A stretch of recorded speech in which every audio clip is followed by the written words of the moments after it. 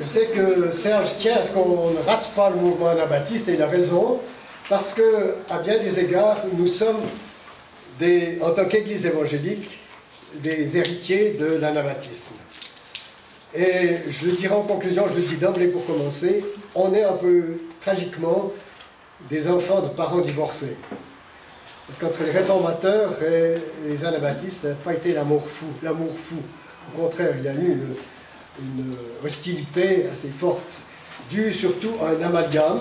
Je vous ai parlé à propos de Luther, de ses soulèvements paysans, mais il n'y avait pas que des revendications sociales, il y avait donc aussi un mouvement d'affranchissement vis-à-vis de tous les dogmes et de toute structure ecclésiastique, et une attente fiévreuse du retour du Seigneur, avec cette intention de créer une ville qui serait la Nouvelle Jérusalem, et d'utiliser la violence pour vaincre le mal sur la terre. Et ça, c'est une déviation grave contre laquelle tous les réformateurs, avec raison, se sont désolidarisés, ils l'ont refusé.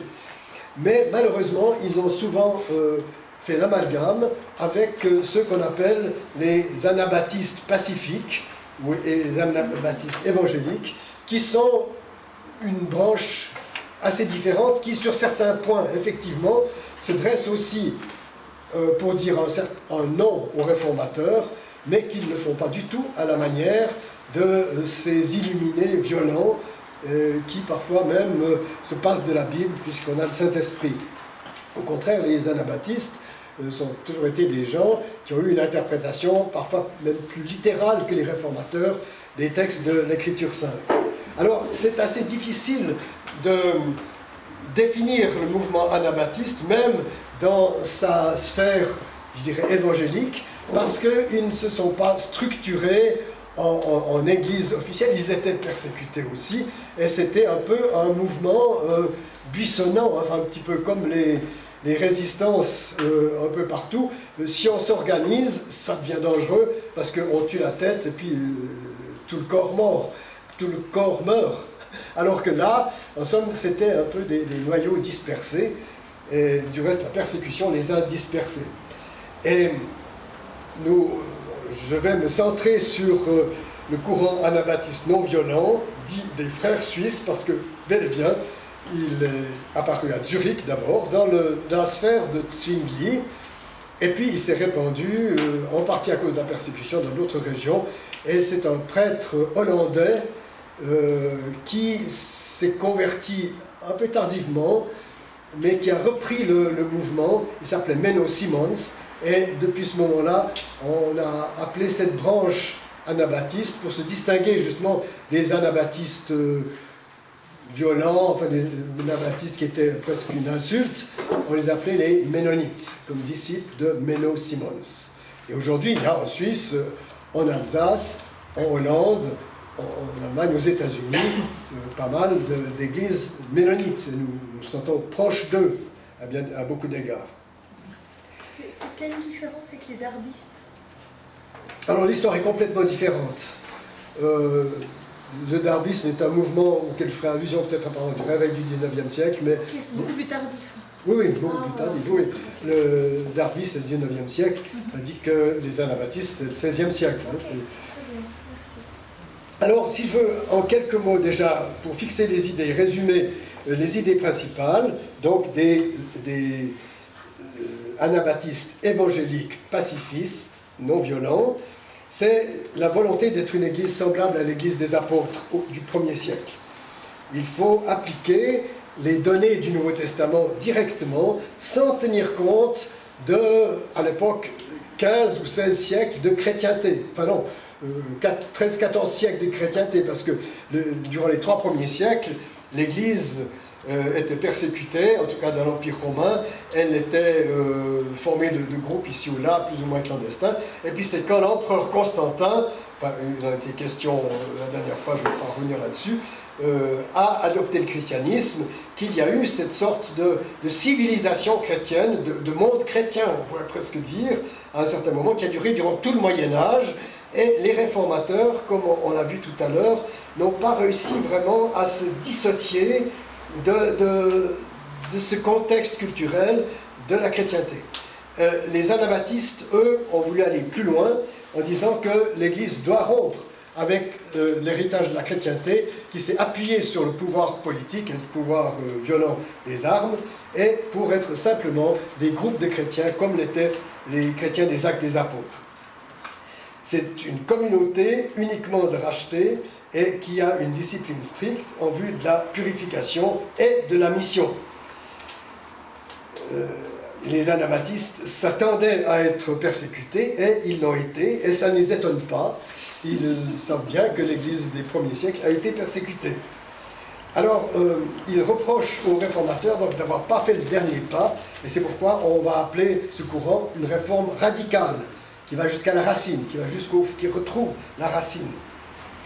Le refus des baptêmes des enfants, c'est pour ça qu'on les appelle anabaptistes, qui veut dire rebaptiseurs.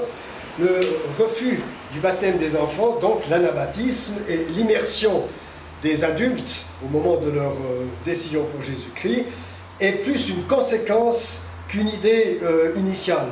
C'est dans la logique de leur compréhension de l'Église, qui n'est formée que de ceux qui sont convertis, qui se sont repentis et qui ont donné leur vie à Jésus-Christ, que logiquement, ce n'est pas un nourrisson qui peut le faire, donc on ne baptise pas les nourrissons.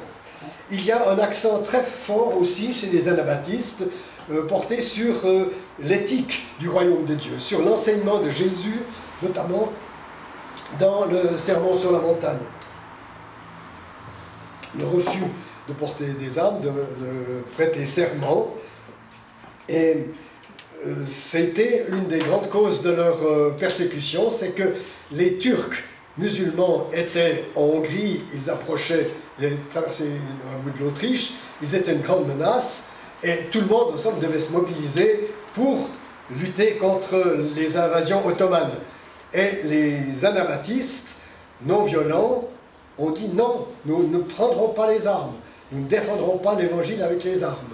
Et c'était une cause de persécution. Aujourd'hui, c'est l'objection de conscience, enfin pendant longtemps, qui a encore été une cause d'emprisonnement, même en Suisse. Et moi, personnellement, j'ai fait mon école de recrue chez les sanitaires non armés, pour des raisons de conviction, et j'ai trouvé beaucoup de ménonites. Certains faisaient quand même, n'ont pas fait l'objection de conscience totale, mais ils se sont dit on va dans les troupes de santé pour essayer de soigner ceux que les armes détruisent. Sur certains points, peut-être que les anabaptistes allaient moins loin alors que les réformateurs, dans le sens où ils ont été moins radicalement pauliniens que n'était Luther. Luther c'était les épîtres de Paul. Hein. Les évangiles, l'évangile de Jean, pour lui, c'est très très important. Les autres évangiles, il est parfois un petit peu mal à l'aise parce que Jésus parle de récompense. Jésus, à certains moments, dit des paroles qui, si on les détachait de sa personne et de son œuvre, pourraient être des paroles qui incitent à chercher à obtenir une récompense. Alors, les anabaptistes, eux, sont pas trop mal à l'aise avec cela. Ils enseignent clairement le salut par la grâce de Dieu, mais ils ont quand même un accent très fort sur l'exigence éthique de l'Évangile. Alors, historiquement, en quelques mots, comment ça s'est passé? Eh bien, dès 1522, à Zurich, un petit groupe de chrétiens se met à se réunir dans des maisons privées. Zwingli est curé de la Frauenkirche, l'église principale. Il avait été prêtre, il s'est converti indépendamment de Luther. Il dit mais j'avais déjà découvert l'apôtre Paul avant d'entendre parler de Martin Luther. Je ne suis pas luthérien, je suis un paulinien. C'est pour ça qu'il y a toujours un peu de tirage. Luther a eu de la peine à l'accepter parce qu'il n'y avait pas une sorte de filiation. Hein. Et parmi ces gens qui gravitent un peu dans la sphère de Zwingli, il y a des gens de la haute société. Felix Manz, par exemple, était professeur de grec de Zwingli, donc il était professeur du réformateur suisse. Il y a Konrad Grebel, qui est le fils d'un membre du conseil de la ville. et il a adhéré à la Réforme. Il a écrit même un poème comme préface à un des premiers livres de Zwingli. Donc ils étaient vraiment très très proches. Et cette proximité initiale a peut-être joué fort dans cette sorte de sentiment de trahison qu'a eu Zwingli par la suite. Et ils ont écouté Zwingli jusqu'au bout, parce que Zwingli avait comme méthode, tout à fait légitime, de prendre, comme Calvin à Genève, de prendre un livre biblique, puis d'étudier dimanche après dimanche, du début à la fin. Et il a commencé par l'évangile de Matthieu, là à partir du moment où il était prédicateur à Zurich, et à partir du 5e chapitre, c'est le sermon sur la montagne. Il a prêché sur le sermon sur la montagne, et puis certains de ses amis ont dit, d'accord, on y va, on va jusqu'au bout, on applique le sermon sur la montagne, refus du serment, refus de l'arme violente, etc., nécessité d'une soumission totale à Jésus-Christ.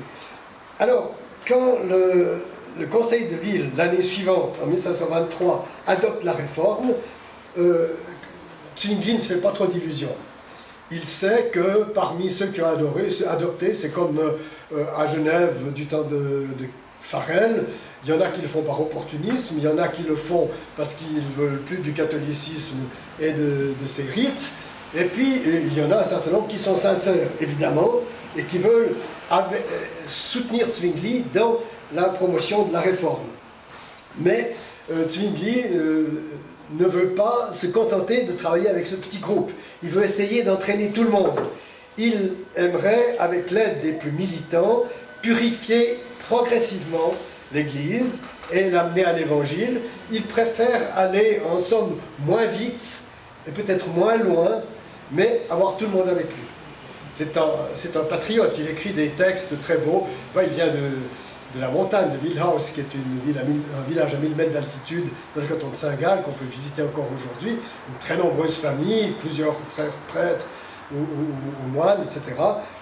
Il est très attaché à son pays. Quand il était curé à Glaris, il s'est battu pour se faire stopper l'émigration des Suisses qui étaient enrôlés dans des armées étrangères, et même dans l'armée du pape, et qui s'entretuaient parce qu'ils étaient des mercenaires de deux armées adverses, 1515 à Marignan en particulier, et il s'est battu pour que la jeunesse suisse n'aille pas se faire massacrer au nom des autres sur des champs de bataille. C'était donc un homme qui aimait profondément son pays, et il désirait que son pays adhère à la réforme.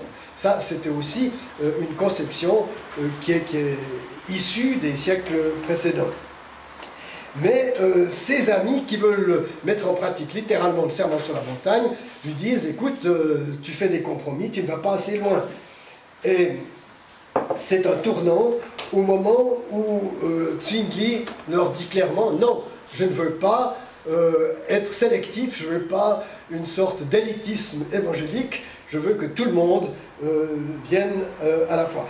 Il le sait très bien, et alors ça va se manifester justement sur le plan du baptême, puisqu'il dira il faut absolument continuer à baptiser tout le monde, alors que les anabaptistes, ce qu'on va appeler anabaptistes, disent non, le baptême c'est l'entrée consciente dans la communauté des convertis à Jésus-Christ.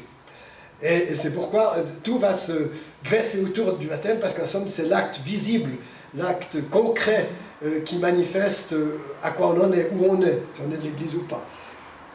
Et Zwingli leur répond, du reste Melanchthon, l'ami de Luther, a dit à peu près la même chose, si on refuse de baptiser les enfants, les gens, les parents iront faire baptiser leurs enfants par les prêtres.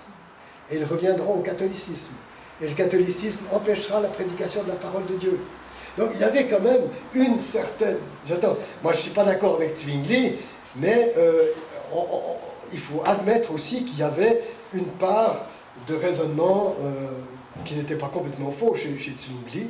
Du reste, il va mourir sur le champ de bataille, Zwingli, comme aumônier. Mais enfin, il ne va pas craindre d'être avec les cantons protestants lorsque les cantons catholiques menacent d'attaquer Zurich. Alors, certains spécialistes ont dit que les anabaptistes avaient raison, mais ils ont eu raison trop vite. Seulement, à ce moment-là, il faudrait attendre le XXe siècle.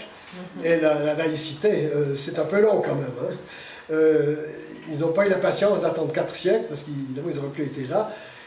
et attendent la déchristianisation pour dire, finalement, aujourd'hui, les églises réformées sont pratiquement dans la situation des anabaptistes, dans le sens où ils ne touchent qu'une petite minorité de la population dans une société sécularisée.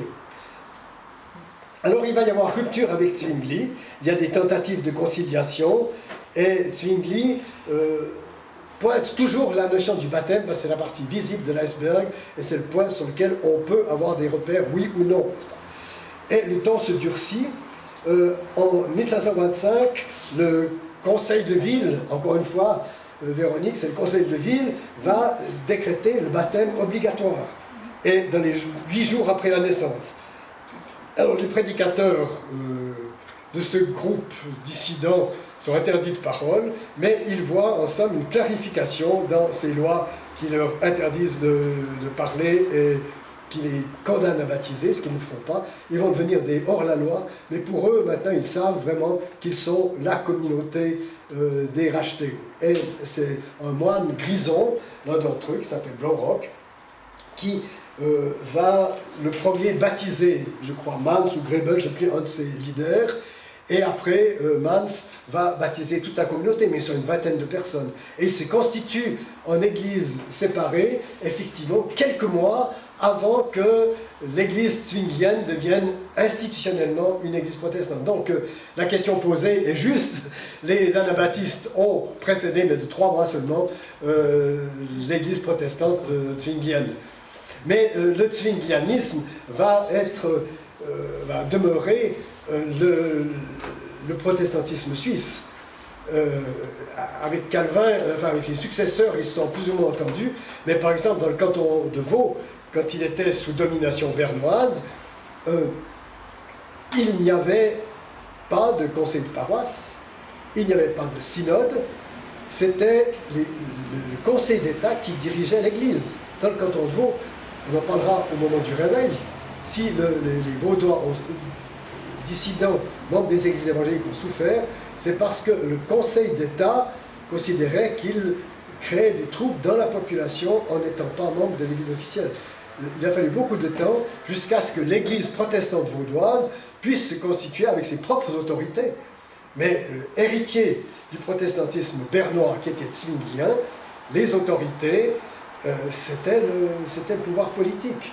N'est-ce pas? Zwingli s'est fait déposer par l'évêque qui était à Saint-Gall, puisqu'il avait désobéi à propos de carême, etc., puisqu'il s'est marié, il a été chassé de l'église, mais il a réintégré son poste en étant nommé par le conseil de ville. Donc il ne dépendait plus de l'évêque, mais du conseil de ville. Et c'est pourquoi il avait une dette de reconnaissance vis-à-vis du conseil de ville, et qu'il est resté assez coincé sur ce plan-là. Alors, le mouvement reste pacifique, donc des dissidents, mais ils sont bientôt chassés, c'est-à-dire qu'ils sont convoqués pour des séances de tribunal, et Zwingli appartient là à ceux qui vont les juger, et ceux qui sont étrangers, qui ne sont pas zurichois, sont chassés, et les zurichois, ses anciens amis, Mans et Grebel, qui étaient très proches de lui, sont emprisonnés à vie. Et le père de Grebel, qui était un membre du conseil de ville, a été décapité. Il n'y a pas que les djihadistes. La situation s'empire, Grebel fuit, mais les privations et autres, il tombe, il est fragile face à une épidémie de peste, il en meurt, et en somme c'est une des premières victimes aussi. D'autres seront carrément morts martyrs. Mans est condamné à mort, il est noyé dans la Limate, à Zurich, avec comme sentence de tribunal, par l'eau il a péché, c'est-à-dire par le baptême par immersion des adultes, par l'eau il a péché, par l'eau il va mourir. Et il est enfermé dans une cage et plongé dans la Limate jusqu'à ce que mort s'ensuive. Blaurock, là, le premier qui a baptisé, fuit, il est chassé, il continue son ministère en Autriche, il rassemble au moins 1 millier de convertis, mais finalement il est aussi torturé, brûlé vif, mais par les catholiques. Et disons que là, dans l'optique catholique, c'est quelque chose qui était relativement courant, mais c'est vrai qu'on est vraiment très attristé que la réforme suisse, zurichoise, ait pu souscrire à des choses comme ça. Du reste, il y a combien d'années, je ne sais plus, Serge, si tu sais, il y a quelques années, l'église protestante de Zurich a officiellement fait une démarche de repentance en appelant les Mennonites pour leur dire en face, nous avons péché. Mais il a fallu peut-être que l'église officielle perde aussi son statut de pouvoir pour accepter de faire cette démarche qui l'amène finalement à se dire, après tout, on est tous des minoritaires comme disciples du Seigneur. Parce qu'il y a une dizaine d'années, c'est assez récent. Oui, c'est récent, oui, oui. Oui, tout à fait, c'est il y a quelques années.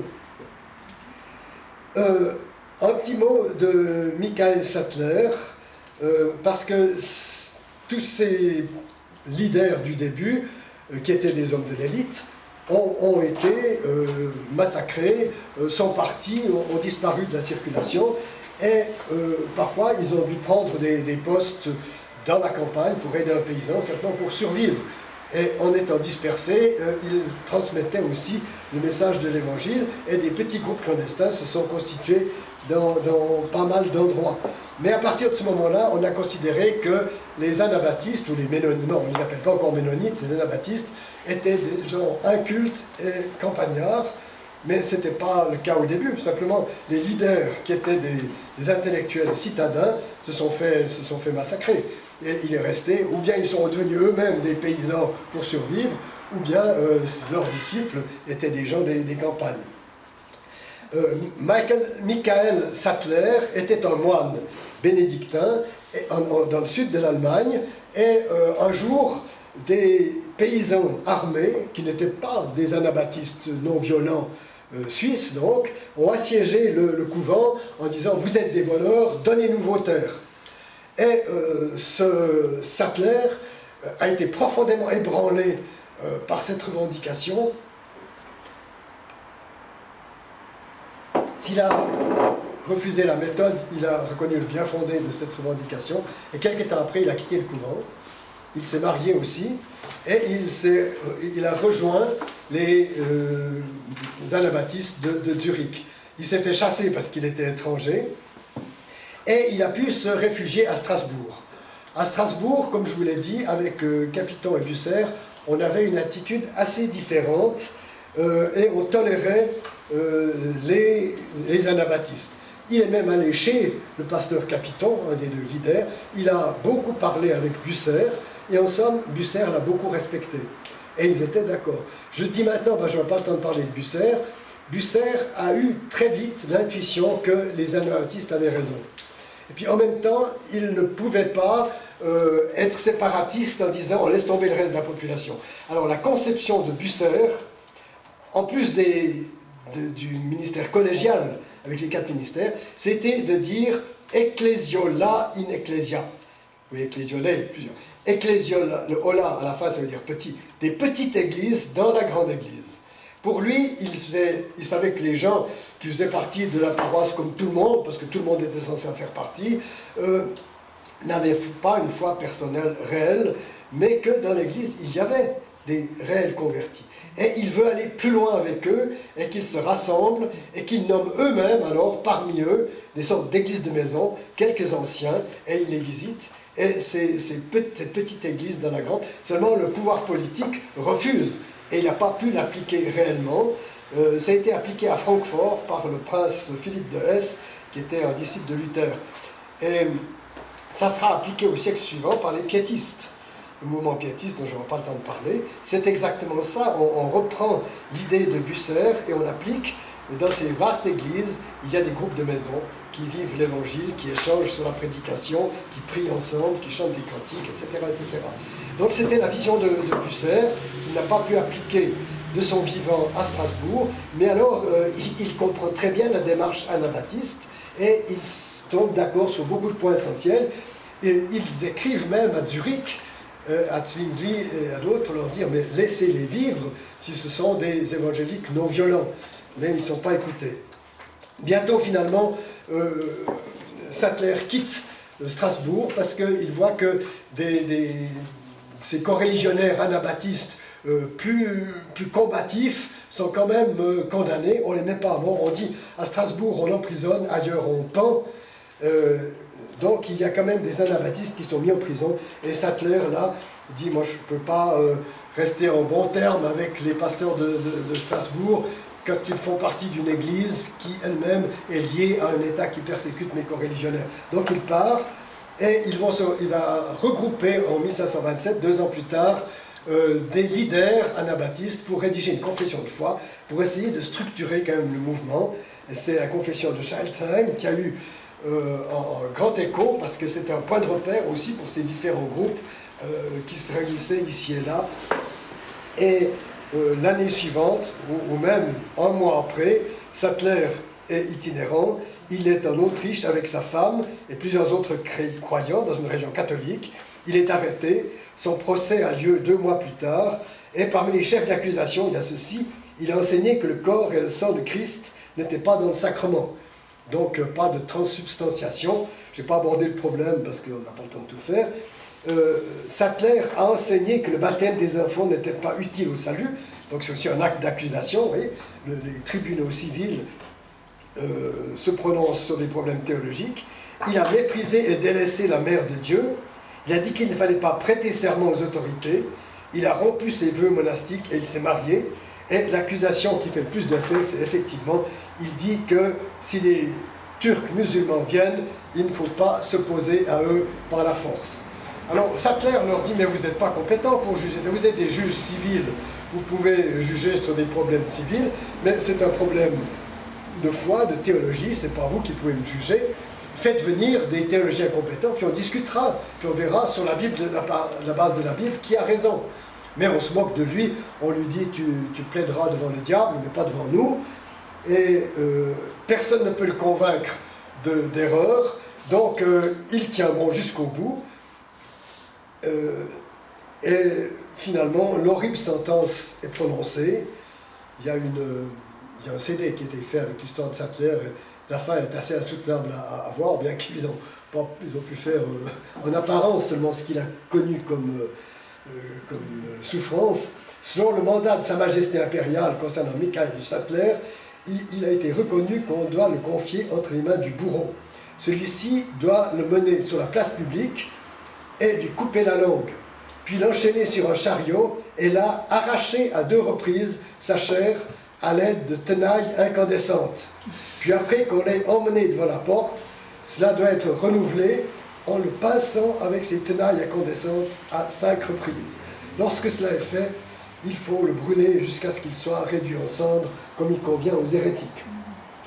L'exécution a lieu le 20 mai.